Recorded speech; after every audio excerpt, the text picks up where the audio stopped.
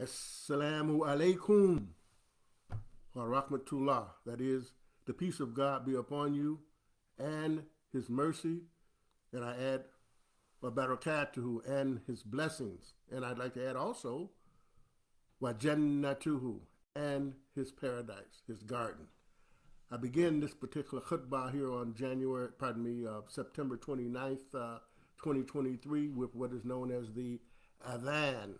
The adhan is the call to summon the Muslims and those who want to pray with the Muslims to get ready and respond to their Lord.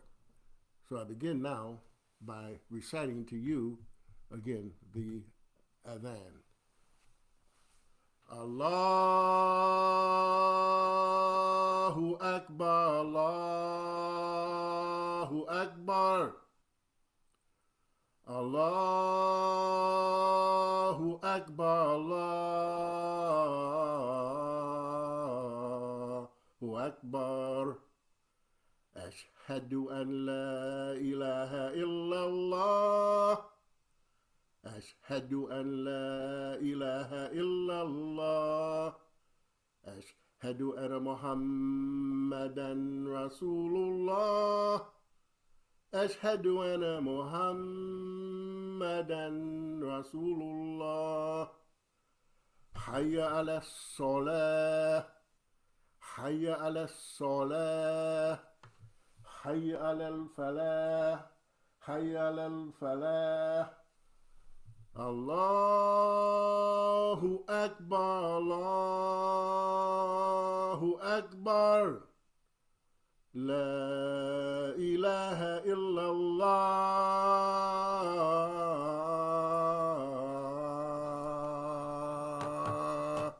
That is, I said to you, God is greater. God is greater 4 times. Then I said, I bear witness that there's no deity but God alone, twice. And I said, I bear witness that Muhammad is his messenger, twice. And then we said, life is upon cultivation. Pardon me, we said life is upon prayer. I'm having a little problem with my system here, hold on. Life is upon cultivation. Secondly, but firstly, life is upon contact with the Lord Creator. Twice. And then we said life is upon the cultivation. Twice. And then we said again, God is greater. God is greater. And then there's no deity but the one deity, God alone. It says here on my screen that action is needed, 2 low frames per second, but we're going to continue in spite of that message, and one of these days I'll be able to figure out what I need to do to fix that particular message that I repeatedly seem to get as I do the khutbahs. So I pray Allah that I am live and you see me and you see my face, as they say, in the place. So before I go on, I just want to mention to you that in recent years, the Muslims have begun to say to each other, Jumu'ah Mubarak. And I know that we used to just simply say Ramadan Mubarak, and we didn't really use Mubarak that often, except when we, celebrated the coming or the presence of Ramadan in our midst. So we now say Jumu'ah Mubarak, which is incorrect, grammatically speaking. And I'm not just saying grammatically speaking from anything that human beings created, but I'm saying that from the grammar of what Allah has established in the Quran, if you have a feminine noun, you should have a feminine adjective describing that particular noun. And it's done various ways. Sometimes you have words that don't have a feminine T on it, but yet it can be understood to be feminine. Like, for example, harb is war. There's no feminine T on it. But in the case of Jumu'ah, there's actually a feminine T on the end of that word Jumu'ah. So it's actually Jumu'ah tun. But we cut off the un and just say Jumu'ah. And likewise, if we want to have the proper adjective, we should say mubarakatun. But we don't say mubarakatun, we cut off the un and just say mubarakat. So if you want to say it as Allah would have you to say it, as He has set forth this grammatical system in the Quran, you would say Jumu'ah Mubarakat. Again, Jumu'ah Mubarakat. Don't believe your brother Siddeeq? Then check into the other people who you respect to have some knowledge of the Arabic grammar, inshallah. And you will come to see that what your brother has uttered to you is correct. So let me continue on now and actually open up with the khutbah here. Alhamdulillah, Alhamdulillahi Rabbil Alameen. That is, the praises to Allah, the praises to Allah, the guardian, evolver, cherisher, and sustainer of all of the worlds and all of the knowledge bases. Ashhadu an la ilaha illallah wahdahu la sharika lahu wa ashhadu anna Muhammadan abduhu wa rasuluhu. That is, I bear witness there's no deity but the one deity, God alone, and there's none like unto him. And I bear witness that Muhammad is his servant and his messenger, sallallahu alaihi wasallam. That is, the prayers and peace and blessings forever be upon Muhammad, forever and ever. And that is a very special phrase in the sense that this particular phrase, sallallahu alaihi wasallam, it commences with a verb and it ends with a verb, pardon me. So we want peace after peace after peace be bestowed upon our noble Prophet Muhammad forever and ever. Salama, not salam, but salama, that's a verb, an action verb on into forever. Praise be to Allah. So remember that and correct the imams and the people that you hear when they say sallallahu alaihi wasallam. Salam is a noun, but this is an action word. We want this action from Allah upon our Prophet Muhammad. So I begin now by opening up on two wonderful ayahs that I love to recite, and they are coming from the surah or chapter 45. أعوذ بالله من الشيطان الرجيم فلله الحمد رب السماوات ورب الأرض رب العالمين. Then praise be to Allah, the Lord, or the guardian evolver of the heavens and Lord of the earth, Lord and cherisher of all of the knowledge bases, of all of the worlds. وَلَهُ الْكِبْرِيَاءُ فِي السَّمَاوَاتِ وَالْأَرْضِ وَهُوَ الْعَزِيزُ الْحَكِيمُ. Translated, to him, that is to Allah, is the greatness, is the glory throughout the heavens and the earth, and he is exalted in power, full of wisdom. I hope I'm coming through clear here, because I've had some problems lately with the technical part of it. I'm constantly getting the signal a low FPS. So if someone knows how to resolve that problem, please email me at some point. Siddeeq at msn.com. SIDDEEQ MSN.com. Thank you. So continuing on, this section of ayahs, these two ayahs, is letting you and I know all of the praise is due to Allah. He's the Lord of the heavens, the Lord of the earth, the cherisher, sustainer of all of the knowledge bases and all of that. And to him is the greatness throughout the heavens and the earth. So why is it that we will not bow our knees? This is the conclusion of this particular surah. Allah has given us all kinds of things in the surah to show you that you should submit to him if you want optimum life. And he concludes it by saying, fa. And so as a consequence of me being one who possesses all of these powers and whatnot and favors and benefits, why don't you bow your knee? Why don't we bow our knee? So inshallah, we will do better as a human family and bowing our knees. When we say bowing our knees, we don't mean the physical part so much.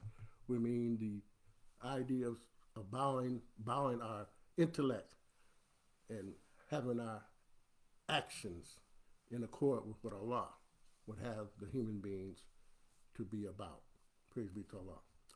I have entitled this particular khutbah, the idea of born with a free dome and more. So I'm going to talk about other than that too.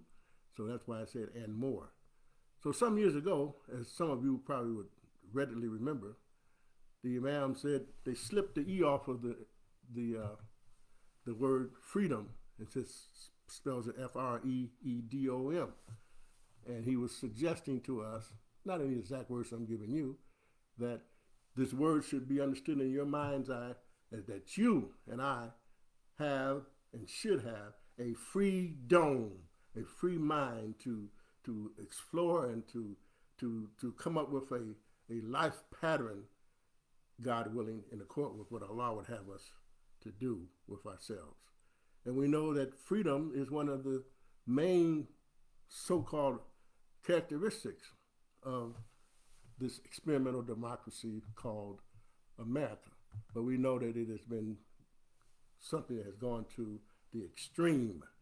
And many of you have heard it said, I have heard it said too, that if you're in a crowded theater with a bunch of people and you erroneously or purposely say fire, fire, fire, knowing that there's no fire, and it causes injuries to people, then you can be prosecuted for that. So you could see clearly that this idea of freedom has gone wild in the sense that the former president, they call him Donald Duck because he's ducking the debates here lately. He says a lot of things, and he said, that's my freedom of speech. It's my right to talk about the judge and talk about this person, talk about that person. And we know from things that have been coming from his mouth that has caused a lot of death and destruction and misery for people. So this idea of freedom should be a freedom to worship Allah subhanahu wa ta'ala. That is, highly glorified and exalted is he. So I take you now to the Suratul Imran, where Allah reveals, behold, a woman of Imran said, O my Lord, I do dedicate unto you what is in my womb for thy special service. Now, I'm not going to read a lot of Arabic tonight, this afternoon, pardon me, because I want to expedite the time and not hold you so long.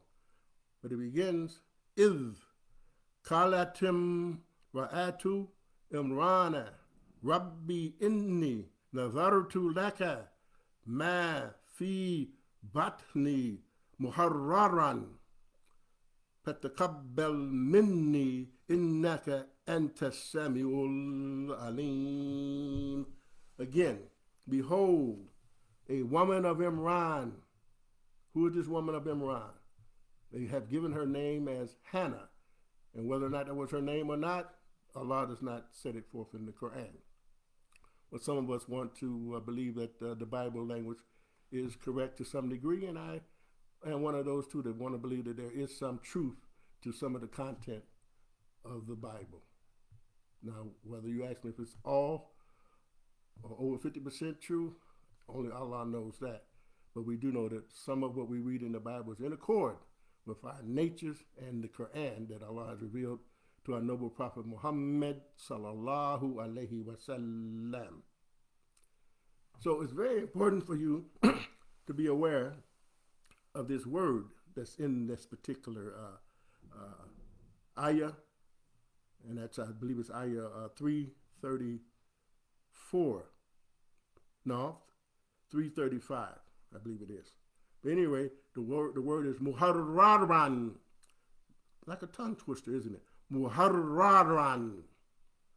So this particular word is translated by Abdullah Yusuf Ali as thy special service.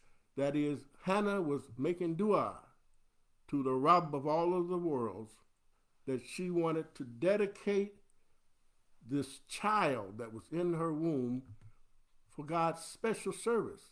But this word muhadararan also indicates that she wanted a child who was passionate and had an unyielding passion and desire to worship God and to spread the message of God to the human family. That's a noble want, isn't it?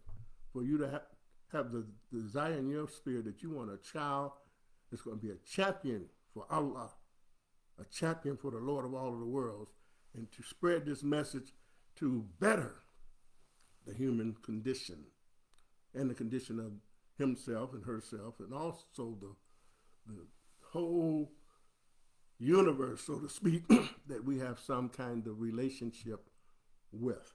Praise be to Allah. And we know that what we do on this earth has a lot to do with the quality of the air and so on. So we are in this thing with the whole universal scheme of things and all of the creatures that Allah has created here in this universe, this expanding universe, I may add to be more specific. So continuing on, so she asked God, so accept this of me, for you, Allah, are As-Sami'ul Alim, the all-hearing and the all-knowing. Praise be to Allah. The next ayah, and when she was delivered, she said, "O my Lord, behold," like she was surprised, "I am delivered of a female child." And Allah knew best what she brought forth, and in no way is the male like the female. And the ayah continues, "Nevertheless, I have named her Maryam, and I commend her and her offspring to your protection from the shaitan, the evil one, the rejected." Praise be to Allah. So we can see clearly that this woman, she wanted a male child. And in her mind's eye, the males were more suited to be a muharraran. And so that's what she wanted. But Allah, He didn't give her a male child. She gave her Maryam.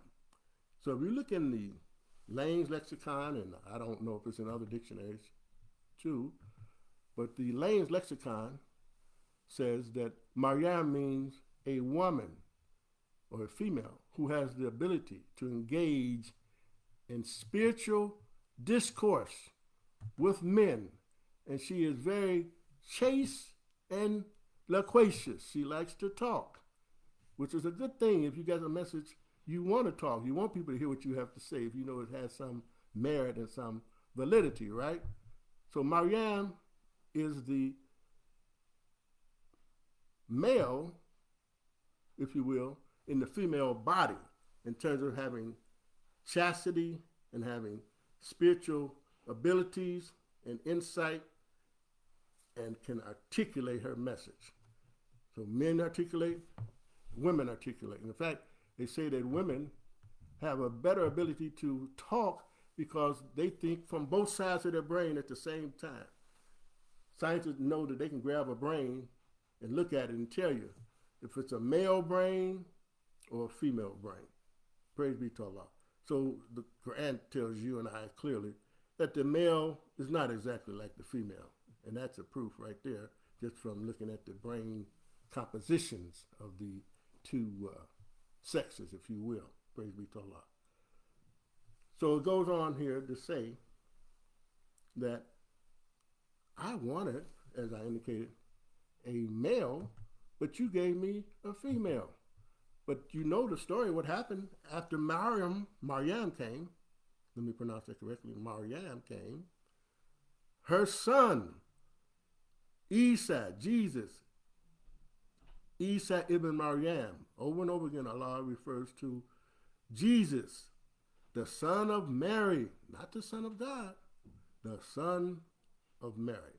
So he came, he too was a muharraran. So Allah didn't answer her dua and giving her a male from her actual womb, but it came from the womb of her daughter, Maryam. And we thank Allah for Isa ibn Maryam. We thank Allah for the woman of Imran who made that dua to Allah. We are thankful to Allah for all of the prophets and messengers and virtuous people that Allah has set forth here in this world and those to come. Praise be to Allah. Continuing on, it says, right graciously did her Lord accept her. He made her grow in purity and beauty. To the care of Zachariah was she assigned. Every time that he entered her chamber to see her, he found her supplied with rizq, that is sustenance. He said, Ya Maryamu, whence comes this to you? She said, from Allah. For Allah provides sustenance to whom he pleases without measure. Praise be to Allah. So after Zachariah saw that Maryam was definitely being guided and given great gifts and treasures from Allah subhanahu wa ta'ala, it says, there did Zachariah pray to his Lord, saying, O my Lord, grant unto me from you a progeny, an offspring that is pure, for you art he that heareth prayer. While he was standing in the chamber, the angels called unto him, Allah does give you glad tidings of Yahya. Notice I say Yahya. That means John, translated into English. And a lot of people like to say Yahya, but there's a what we call a sukoon, or a stop on the letter Ha. So you say Yahya, and the Ya is lengthened. Yahya. And it means he lives. And this, hearing that breath lets you know that has something to do with life. Yahya. He lives. Literally, it means that in the Arabic language. Praise be to Allah. Witnessing, that is Yahya, witnessing the truth of a word from Allah. And besides, Yahya was noble, chaste like Maryam and Hannah and the rest of the good people, and a prophet of the goodly company of the righteous. So we see Yahya as a prophet. When you read the Bible language, you don't so much get the idea that they consider him as being a prophet of God. They kind of derail him somewhat in some of the language in the Bible. But at any rate, we know from Allah that Yahya had a high station with him. So this word again, going back to it, muharraran. I hope it is coming out clearly here. Muharraran, coming from the noun, if you want to call it a stem position. When I say that, I'm saying that some people will say to you that words are derived from verbs, and some will argue that words are derived from nouns. And I would agree that words are derived from nouns from the standpoint you have to have things existing in order for it to show some action or movement, right? Praise be to Allah. But we do know that in the structure of the Arabic teachings and whatnot, that most dictionaries are set up by verbal roots as opposed to noun roots. For hurran, hur means free or freeborn.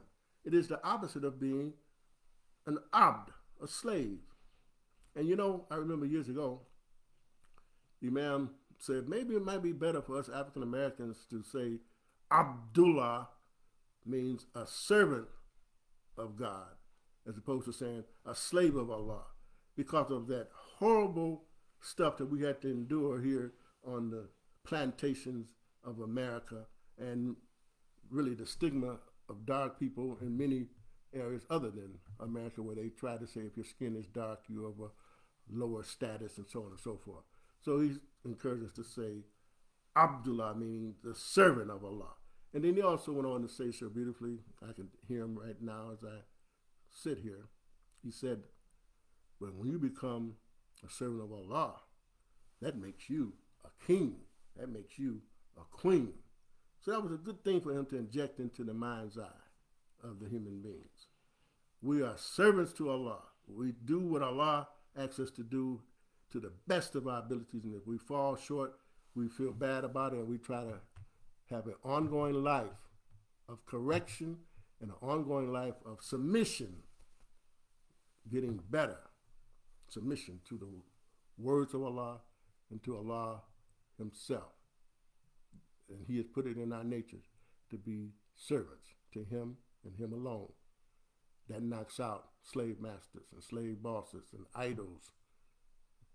If you truly are a Muslim, you would let no man go between you and Allah, and you have that person cause you or I to do something other than what Allah would have you to do, and you're conscious of what Allah has revealed, and you still say, well, that's my leader, so I'm going to do what he says or what she says. No, Allah doesn't want us to be people like that.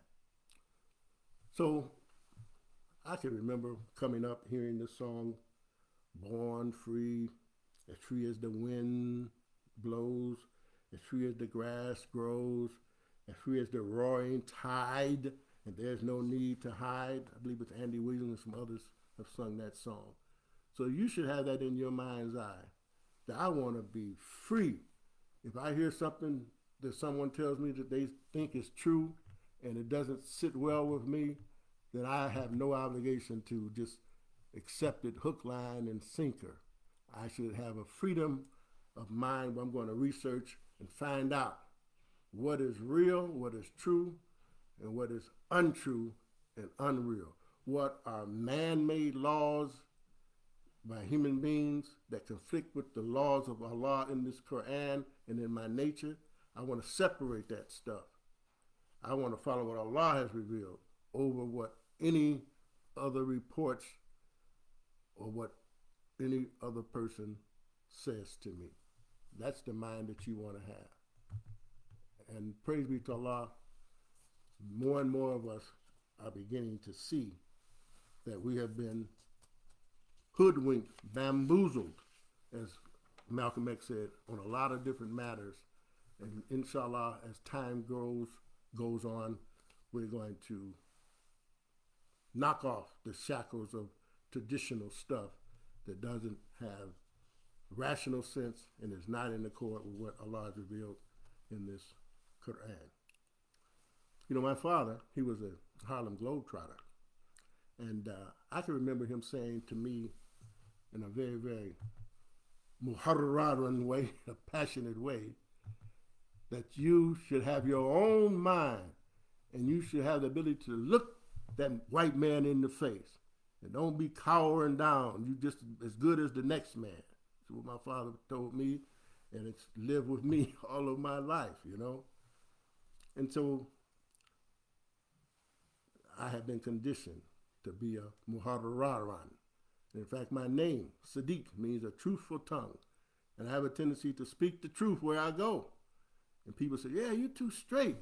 You're too blunt. Allah tells you and I that when you speak, direct your conversation what? To the right, to the bullseye. You want to hit the target. Look that word up. I believe it's Saudidan. I believe that's it. Saudidan. That means to hit the target. So, a long time ago, I had it in my mind that I was definitely not going to the wars, to the Vietnam War and so on and so forth. And my older brother, he went and he was really felt bad about having to go because they had actually drafted him. But my draft number was 39, and they never did get close to the number 39 in terms of drafting people. But me having this freedom of mind and whatnot, I wrote a letter to the Selective Service real quickly and told them I don't believe in the statement of JFK where he said, ask not what your country can do for you, of what you can do for your country. And you know as well as I know that this country has done a lot to destroy us, a lot to make us not want to do for the country, but want the country to do for us. They promised us 40 acres and a mule. We haven't got it to this day. I believe the historical report would indicate that that's one of the reasons why Abraham Lincoln was assassinated, because he was planning on trying to give us that 40 acres and a mule, you know. But at any rate, this letter, I told him that I didn't believe what JFK said.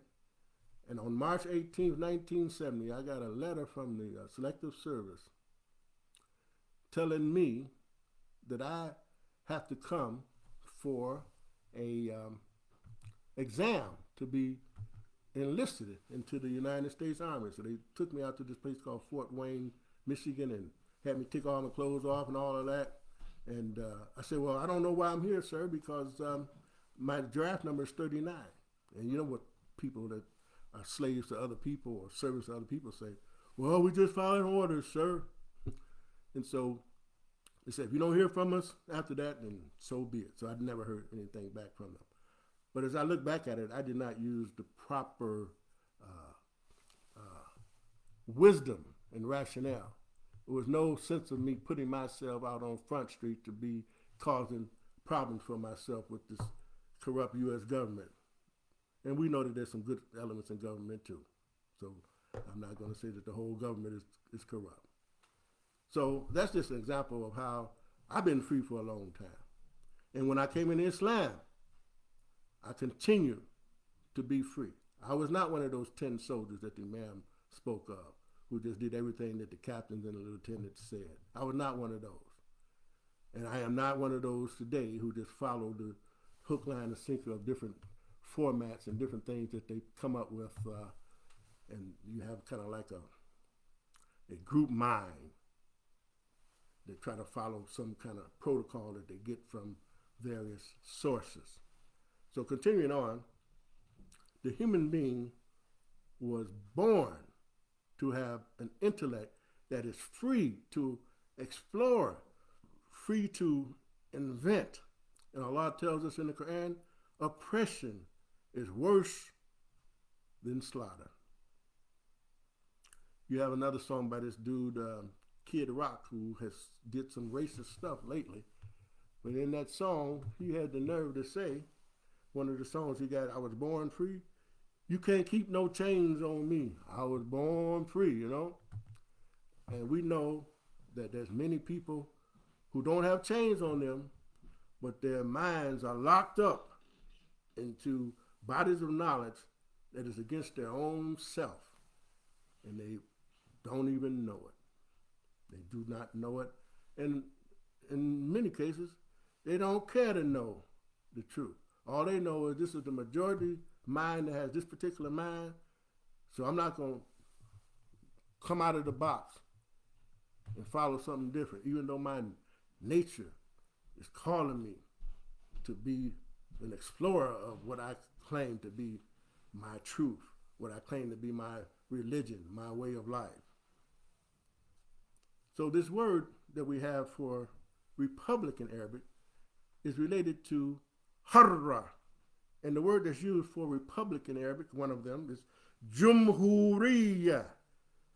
So I remember an Imam came back from Libya, not W.D. Muhammad, but another Imam, and he started singing to us the Libyan fight song, and they were saying, Jumhuriyya, Jumhuriyya, Jumhuriyya.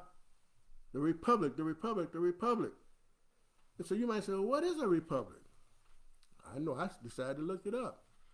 A republic is a form of government in which the people elect their leaders.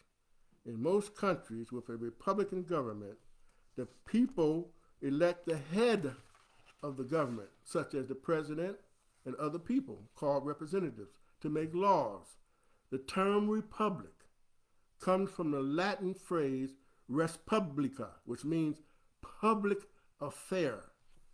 In a republic, political power rests with the public and their representatives, in contrast to a monarchy like they have it in Saudi Arabia, God forbid. Family rule. And now we got a clique rule situation, which is worse than the family rule, because you got a bunch of families that's coming together causing oppression and so on and so forth, you know. So harran is another word coming from harara, that is ha-ra-ra. It means the opposite of cold, heat. Harran is heat. Cold is bardun. It's the opposite. So we want to be hot in passion, in our devotion to Allah. Hurriya is a condition of freedom. Again, the opposite of slavery. And he who forsakes the domain of evil for the sake of God shall find on earth many a lonely road, as well as life abundant. And if anyone leaves his home, fleeing from evil unto God, unto Allah and his apostle, and then death overtakes him, his reward is ready with God. For God is indeed much forgiving, a dispenser of grace. That is Ayah 100 of Surah 4. And it begins, that I didn't tell you initially. It starts, and he who forsakes the domain of evil. In other words, something is not right, like a master condition is not right. A school condition is not right, whatever. If you forsake that domain of evil for the sake of Allah, God shall find on earth many a lonely road. So you'll be lonely, but also you'll have life abundant if anyone leaves his home fleeing from evil unto Allah and his apostle, and then death overtakes him, his reward is ready with God. For again, God is indeed much forgiving, a dispenser of grace. So continuing on, I found it very, very interesting. In the Abdullah Yusuf Ali translation, he gives us a nice, very thorough footnote where he talks about the word muragama. Muragama is the word talking about one having a lonely road. It's derived from the noun ragam, which means dust. And it's connected, he says, listen carefully if you would, it is connected with the idiomatic expression ragima anfuhu, translated, his nose was made to cleave to the dust. And they add, he became humbled and forced to do something against his will. Thus will ragam denote a situation where you leave your people against your will, being understood that this separation from one's familiar environment, like a masjid, involves what is described as muragama, that is the breaking off of one another or the cutting off from friendly or living communion. All of this can best be rendered in the above context as as Muhammad Assad said, as a lonely road. The metaphor of the heartbreaking loneliness, which almost always accompanies the first steps of one who set forth from its exodus from evil unto God, it's a part of it. So I'm in that situation myself. I call myself a muragama in the sense that we know that there's a lot of situations where the progress and the spirit of love and compassion and whatnot is not there, whether it be in a family situation, a masjid situation, a job situation, whatever. You and I will get help and life abundant from Allah whenever we set forth with the idea and the intention to make an exodus from something for doing the right thing or being in a condition where you can do the right thing. So we have another phrase, I won't be long here, in Arabic. Huwa min hurriyati qawmihi. Translated, He is of who? He is of the noble ones of his people, or the best, the most excellent of his people. So this idea of muharraran is tying in also with being excellent, being passionate and devoted to Allah. And it also has something to do with being free and noble. And Allah says He's created us all noble. We came out of the wombs of our mothers as a tabula rasa, that is, a clean slate. And He said He was created us fi ahsani taqweem, in the most excellent of modes.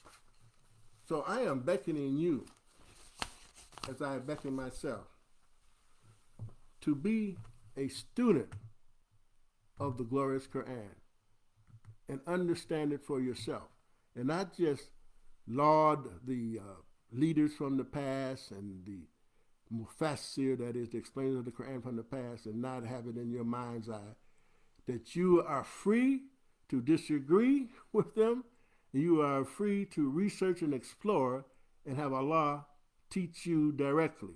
And He tells us in the Surah 55 verse 2, Allama al-Quran. He teaches the Quran. And I know, and grammarians know, true Arabic grammarians know, that Allama suggests that Allah does this teaching over and over and over and over again throughout time. He did it in the past, even prior to Muhammad. He teaches the revelation. He teaches Quran. He teaches behavior that He is pleased with to His subjects, to His servants. So you should know that the ink has not been lifted and the pages have not been dried on extrapolating new knowledge and new insight into what Allah has revealed. And Allah tells us in the Surah 31:27, Ma nafidat kalimatullah, and you cannot exhaust the words of Allah. Wallahu azizun hakim, and Allah is the mighty, the wise. So this is a soul-searching time here in the world. Are you going to be a person who focuses on learning Quran, the Arabic Quran? Are you going to be one who's going to spend a lot of time learning all of those volumes of hadith and historical reports and whatnot? Or are you going to say, well, my time is limited, I have to work, I have to do this, I have to do that. So am I going to spend more time with understanding this Arabic Quran, or am I going to start going to fiqh classes and aqidah classes and sharia classes and all of that? That's your choice.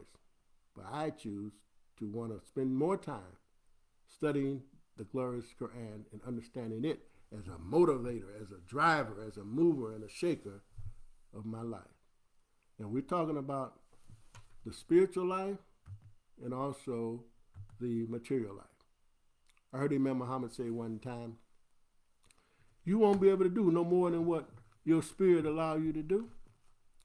And so we know that this Quran is designed to give you spirit and motivation and drive to be a good human being and also be a materially comfortable human being too.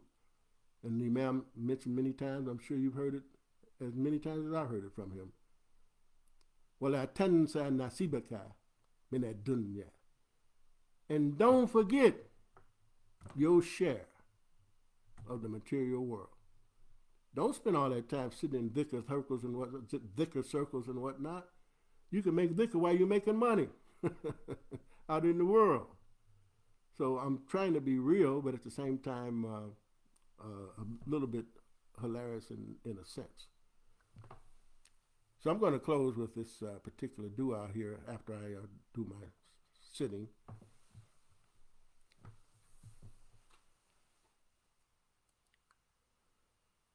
Allahumma nasta'inuka wa nastaghfiruka wa nu'minu bika wa natawakkalu alayka wa nufni alayka al-khair wa nashkuruka wa la nakfuruka. Oh Allah, we ask for your help. We ask for your forgiveness. We believe in you. And we trust in you and we extol and exalt you in the best manner. We are thankful to you, Allah, and we are not ungrateful. So this is a dua that Allah has it in the Quran for us to remember. And you've probably heard me close with it more than once. Rabbana atmim lana nurana waqfir lana innaka ala kulli shay'in qadir. Our Lord, complete our light for us. Forgive us, for surely you have power over all things at all times. Also, Kul Rabbi Zidni Ilman, my Lord, our Lord, increase us. How do you want to be increased? How do we want to be increased? With Ilman, that is knowledge. And knowledge will help the spiritual life. Knowledge will help the material life. Knowledge will help the life in every aspect. They have a hadith. I don't like to really recite a lot of hadith. You might say, why? Because if you compare the hadith with Allah, Allah is telling you, and there's really no comparison between his reports and the reports coming from other than him. He says to us, وَمَنْ أَصْدَقُ مِنَ اللَّهِ حَدِيثًا. And whose reports are more true than Allah's? And we know the answer. There's no reports that are more true than what Allah has revealed to us. So why not you and I spend more time with the report that we can rely on 100%? But you know as well as I know, in reports other than what Allah has revealed, they have categories of being sound, Hassan, and they have sound, a category that says Da'if, weak, and so on. So I wouldn't want a weak hadith. I wouldn't want to put a weak hadith into my mind's eye and then utter it to other people. But everybody have their own mind's eye and they want to call hadith a science. They're free to do it.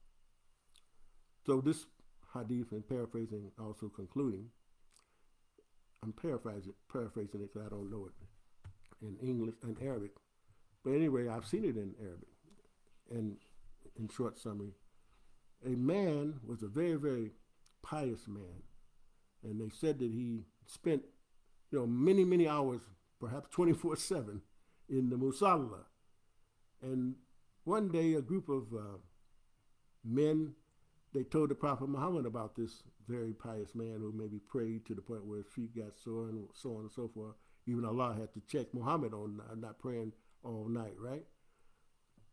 So he prayed a part of the night, or a little less, right? That's what he told the Prophet, right here in the Quran, checking him.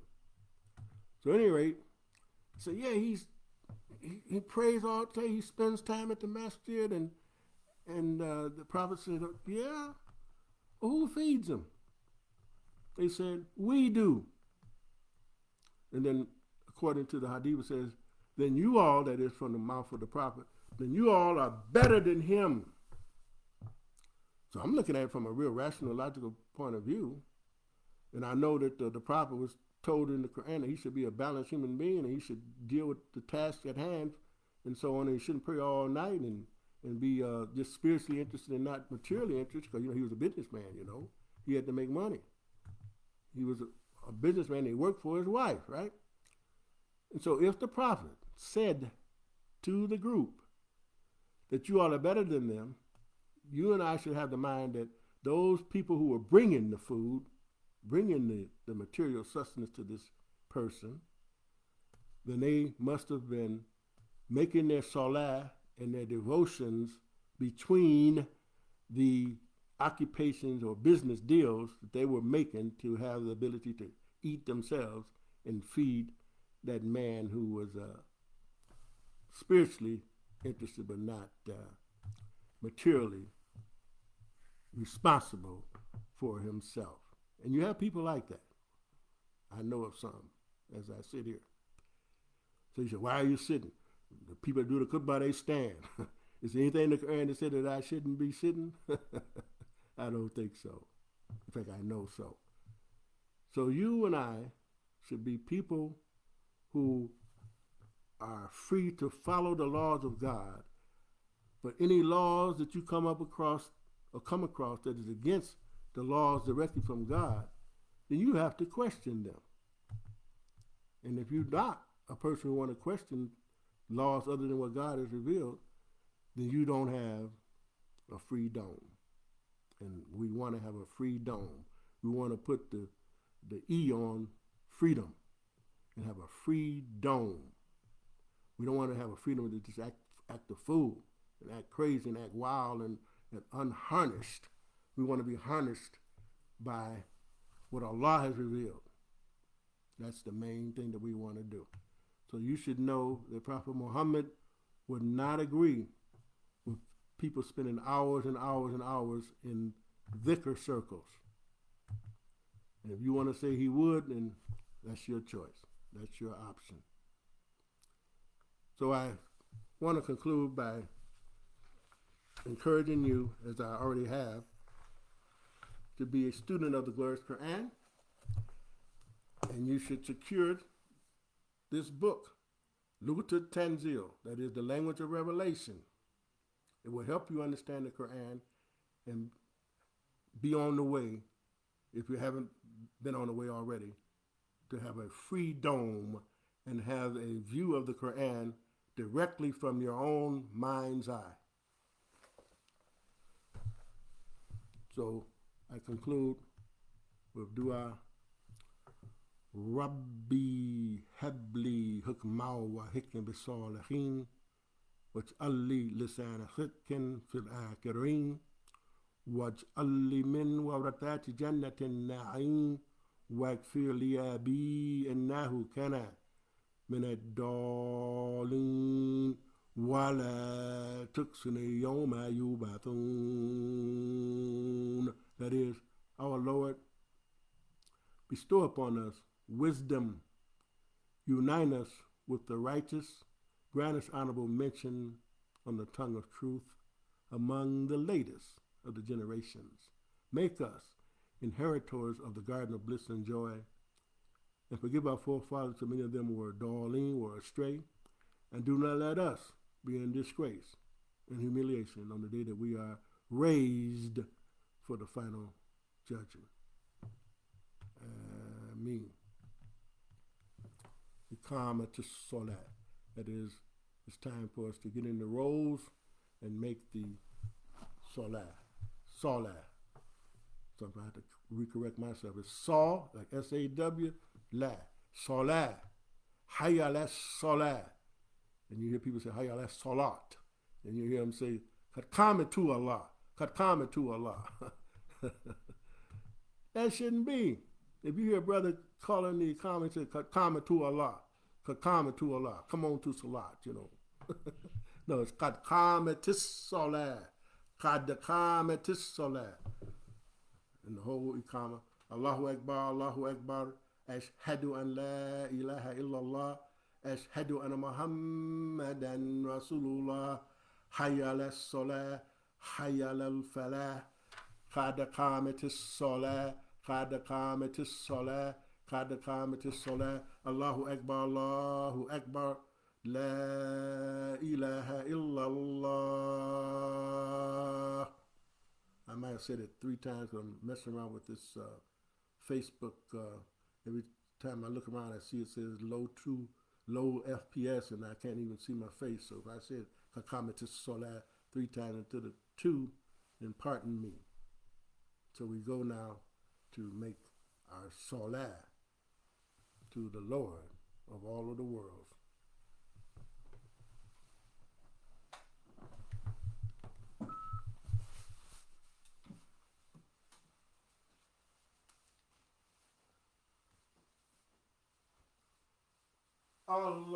Allahu Akbar. Bismillahirrahmanirrahim. Alhamdulillahi Rabbil Alameen. Ar-Rahmanir-Rahim. Maliki Yawmiddin. Iyyaka na'budu نعبد وإياك نستعين اهدنا الصراط المستقيم صراط الذين أنعمت عليهم غير المغضوب عليهم ولا الضالين آمين.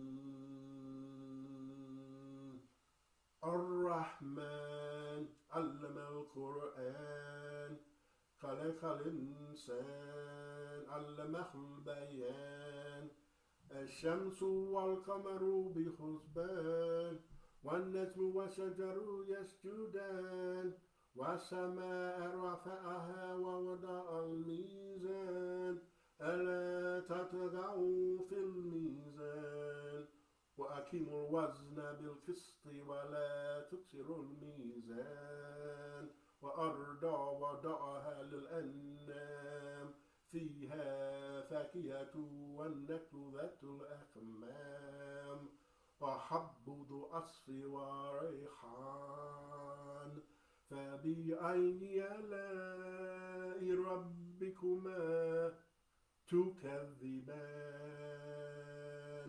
الله أكبر. سمع الله لمن حمده.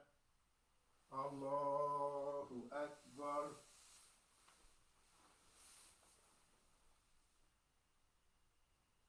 الله أكبر. الله أكبر.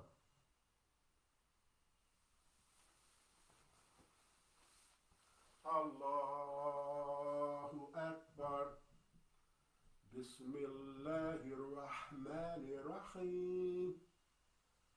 الحمد لله رب العالمين الرحمن الرحيم مالك يوم الدين إياك نعبد وإياك نستعين اهدنا الصراط المستقيم صراط الذين أنعمت عليهم غير المغضوب عليهم ولا الضالين آمين. قل هو الله أحد الله صمد لم يلد ولم يولد ولم يكن له كفوا أحد. الله أكبر. سمع الله لمن حمده. الله أكبر.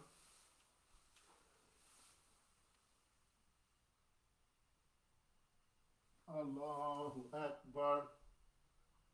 الله أكبر.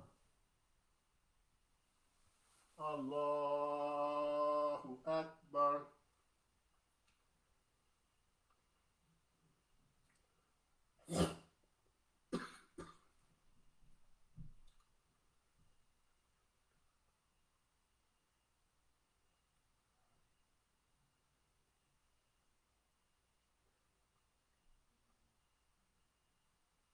السلام عليكم ورحمة الله.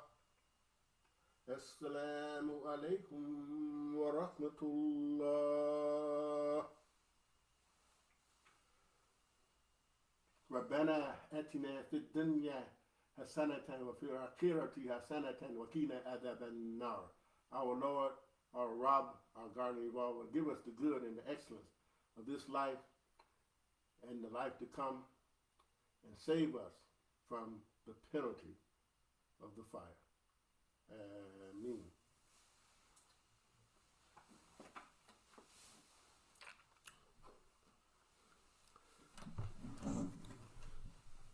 Dear believers in God, and those who are aspiring to be believers in God, I hope that I did say something of value, of merit, to inspire you to be a devotee, a servant of the Creator, the one and only creator existing.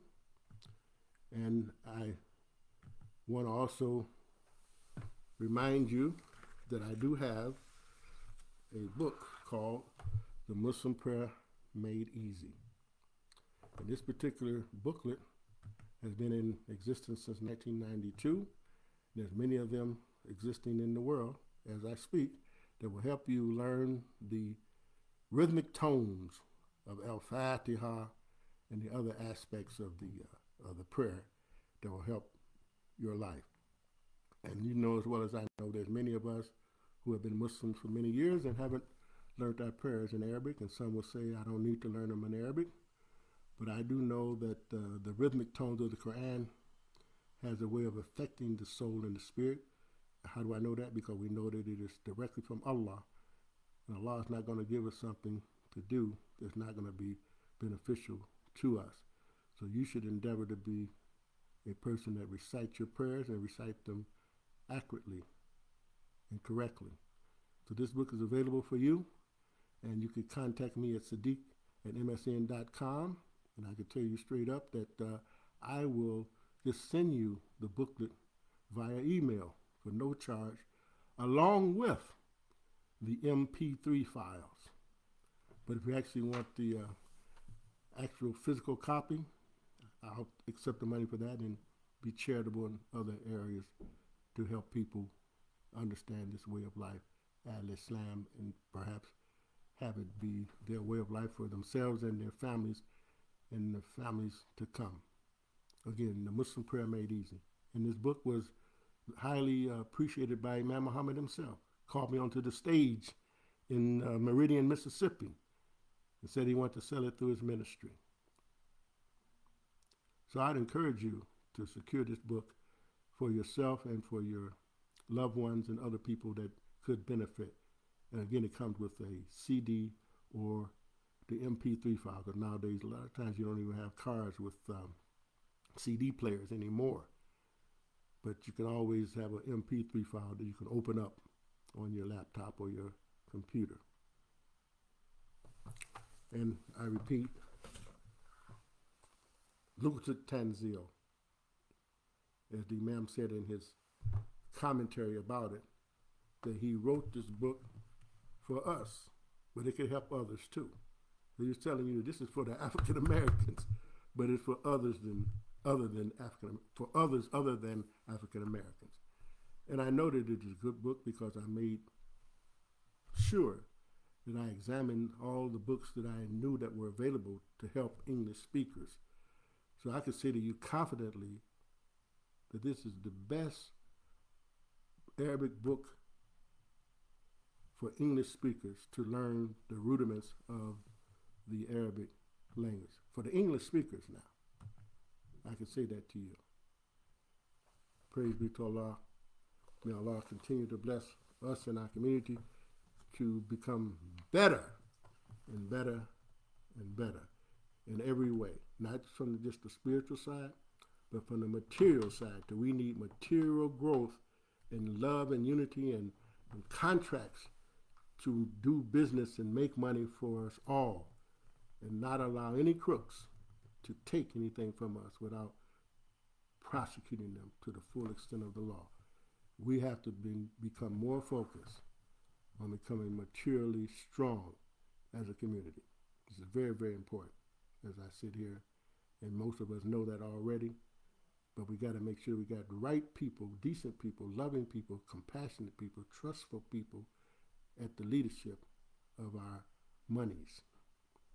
So I'll conclude with that, and I did go a little bit long today, but I pray Allah that, again, you were benefited by the words that I have uttered.